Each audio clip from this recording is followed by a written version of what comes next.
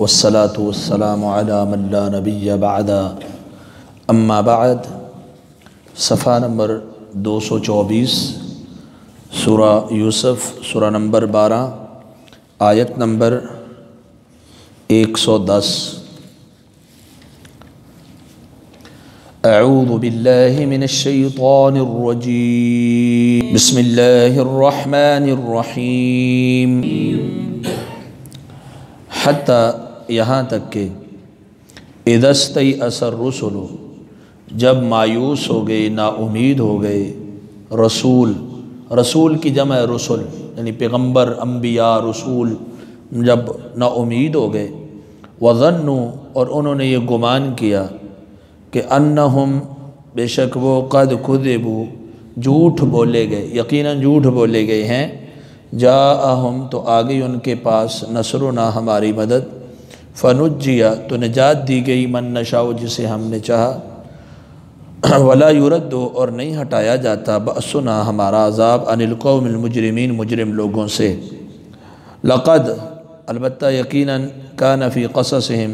ان کے قصے میں، احوال بیان میں، ان کا جو بیان احوال ہے، جن کی حالت کا جو بیان ہے، ان کا قصہ جو ہے، ان میں عبرت ہے، لأولی الالباب عقل والوں کے لیے، ما کان حدیثاً نہیں ہے یہ بات، یفترا یہ کہ کھڑی جائے،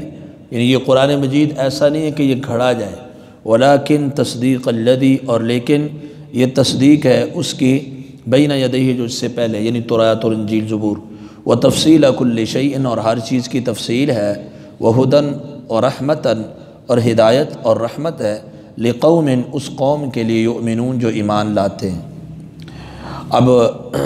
یہاں پر اللہ سبحانہ وتعالیٰ نے جیسے پہلے فرمایا نا کہ آپ سے پہلے مرد ہی ہم نے بھیجے، ان کی طرف ہم وحی کرتے تھے، تو جب اللہ کے انبیاء اور رسول اللہ کی وحی کی روشنی میں توحید کی دعوت دیتے، تو اور توحید کی دعوت کے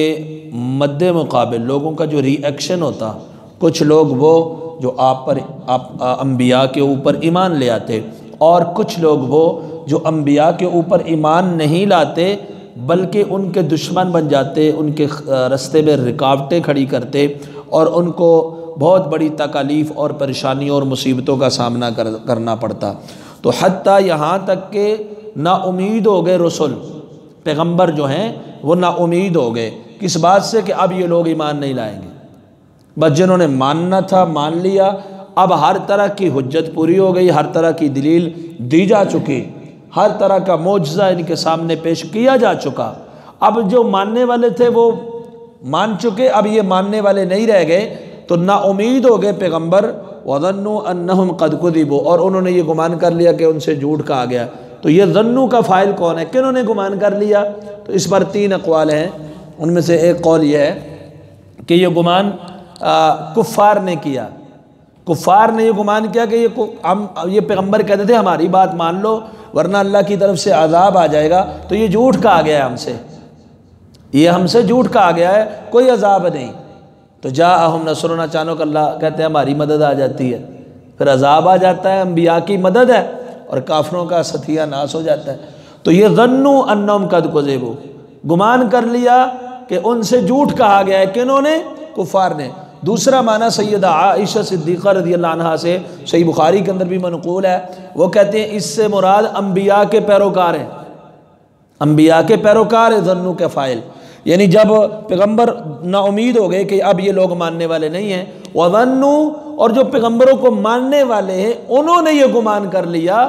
قد کذبوا کہ یہ جو کہا گیا نا کہ ان کے اوپر عذاب آئے گا،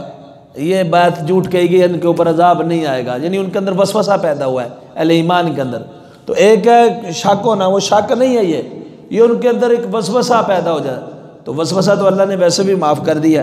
تو قد کذبوا کہ ہم سے جھوٹ کہا گیا، تو اچانک ہماری مدد آ گئی۔ اور بعض اہل تفسیر نے یہ بھی کہا کہ انبیاء جو تھے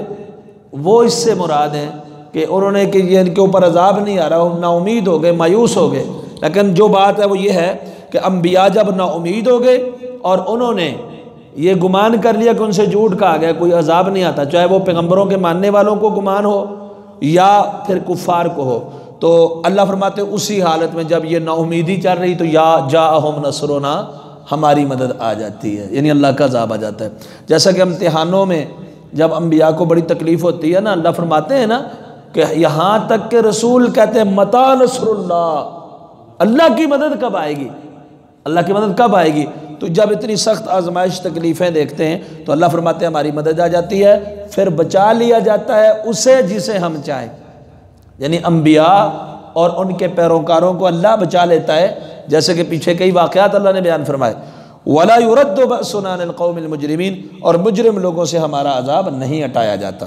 پھر فرمایا لَقَدْ كَانَ فِي قَصَصِهِمْ، یقیناً ان کے قصے میں، بیان احوال میں،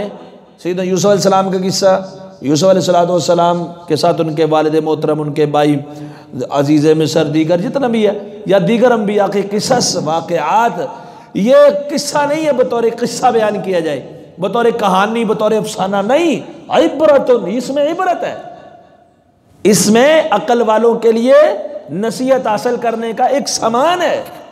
عبرتیں ہیں، نصیحتیں ہیں، پند و نصائح ہیں، اس سے بہت کچھ حاصل کیا جا سکتا ہے۔ ہمارے تو واعظین ہوتے سیدنا یوسف علیہ السلام کا قصہ صرف لذت کے لیے سنتے، اور لوگ سنتے اور وہ سناتے، اور پھر اس میں ان کو ایڈٹ کر کے اپنی طرف سے کہانی میں رنگ میں بھنگ بھرنے کے لیے جو ہے نا، وہ ان کو بہت کچھ جھوٹ فسانہ بھی بنانا پڑتا ہے، یہ ہو گیا تھا، وہ ہو گیا تھا، رونا بھی آ جائے۔ تو اللہ نے وہی چیزیں ذکر کی، اللہ کے پیغمبر نے جس سے عبرت حاصل کی جا سکتی تھی، ہر چیز جو اس کے ساتھ منسلک ہے اس کو نہیں بیان کیا، جو قابل توجہ باتیں تھیں جن سے عبرت اور نصیحت حاصل کی جا سکے انہیں کو بیان کیا ہے۔ تو فرمایا ان کے قصص میں، بیان احوال میں عبرت ہے عقل والوں کے لیے،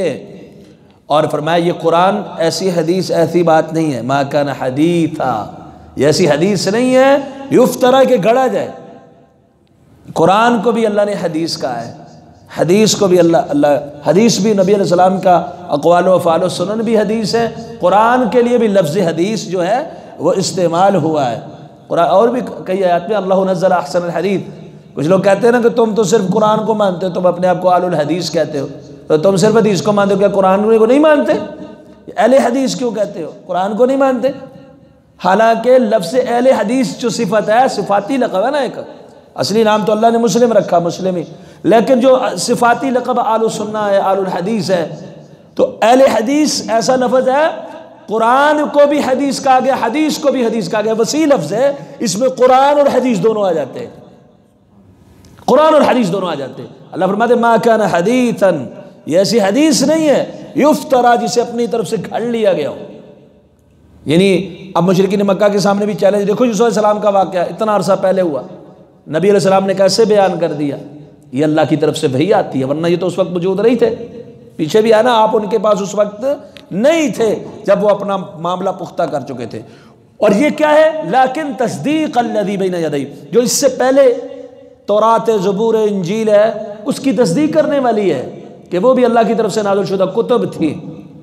آسمان کی وحی تھی، جن میں بعض یہودیوں نے تحریف بھی کی، وتفصیل کل شیء، اور ہر چیز کی تفصیل ہے، حلت حرمت کے مسائل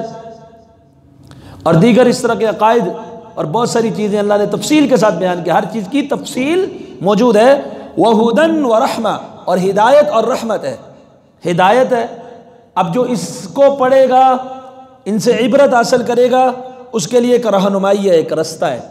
جو اس کے جنت میں جانے کے لیے رستہ متعین کر دیتی ہے۔ قرآن مجید یہ ایسی چیز ہے جو ہدایت ہے، ہدی للمتقین، ہدایت ہدی للناس ہے، یہ سارے لوگوں کے لیے ہدایت، لیکن ہدایت لیتا کون ہے؟ متقین، اہل ایمان۔ تو اہل ایمان کے لیے یہ رستہ متعین کرتے ہیں۔ اگر ہم اس کو صرف ساتہ قل تیجا 40واں کے لیے رکھ دیں، دلہن کو نیچے سے گزارنے کے لیے رکھ لیں، قبروں کے بعد ہیلے کے لیے رکھ لیں، اور اس سے جو اندر کیا ہے، عقائد، اعمال، منہیات اور احکامات، ان کو نہ لے، اوامر نواہی کا خیال نہ رکھے، تو پھر کیا فائدہ؟ تو یہ تو ہدایت تو نہیں پھر بن سکتی نا، رہنمائی تو تب بنے گی جب آپ اس کے بتائے ہوئے رستے پہ چلیں گے، اور اس کا بتایا ہوا رستہ کب آئے گا؟ جب آپ اس کو پڑھیں گے، جب اس کو سمجھیں گے، جب اس کو سیکھیں گے۔ پڑھا نہیں، سیکھا نہیں، سمجھا نہیں، پھر شبینوں کے لیے اس کو رٹ لیا، تو پھر تو ہدایت کہاں سے آئے گی؟ ہدن، ہدایت، اور رحمتن، اور رحمت ہے۔ جب اللہ کسی کو ہدایت کے اوپر لگا دیتا ہے تو اس کی اللہ کی طرف سے کیا ہو جاتی ہے؟ رحمت ہو جاتی ہے۔ یہ قرآن مجید باعث رحمت ہے، ذریعہ رحمت ہے۔ لِقَوْمٍ اس قوم کے لیے یؤمنون جو ایمان لاتے ہیں، ایمان والوں کے لیے ہدایت، ایمان والوں کے لیے رحمت ہے۔ آج الحمدللہ وللہ الحمد والمنت اور وبہ المستعان، اسی سے سورہ یوسف کی جو تفسیر ہے اور ختم ہو چکی ہے، اب اس سے اگلی صورت ہے سورۃ الرعد، وہ انشاءاللہ کل سے شروع ہوگی۔ سبحانک اللہم و بحمدک۔